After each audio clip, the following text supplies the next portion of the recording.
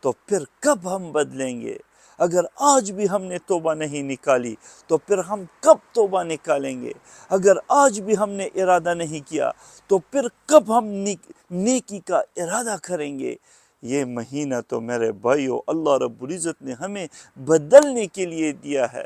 یہ مہینہ تو میرے بھائیو اللہ کی طرف پلٹنے کا مہینہ ہے، اللہ کے سامنے جھک جانے کا مہینہ ہے۔ آج میری درخواست ہے آپ اللہ سے عہد کریں کہ ہم اس رمضان میں اپنی زندگی میں ایک انقلاب برپا کریں گے۔ ہم صرف بھوکے پیاسے نہیں رہیں گے، بلکہ ہم سحری، افطاری، یہ تمام چیزیں بھی کریں گے، مگر ہم اپنی زندگی کو بدل کر دکھائیں گے انشاءاللہ۔ یہ کامیابی کا مہینہ ہے۔ روزہ رکھ کر انسان اللہ کے بہت قریب ہو جاتا ہے، روزہ دار سے اللہ محبت کرتا ہے۔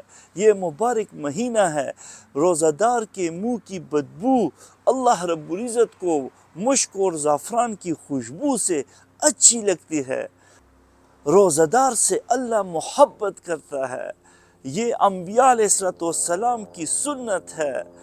نبی علیہ السلام نے ہمیں بتایا ہے 30 روزے ہر مسلمان مرد عورت پر فرض ہے۔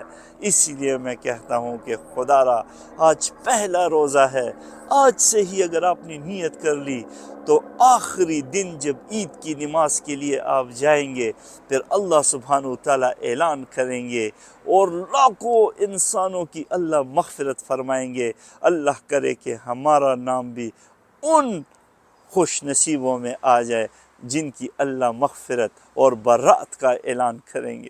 مجھے دیکھنے اور سننے کے لیے بہت شکریہ۔ السلام علیکم ورحمۃ اللہ۔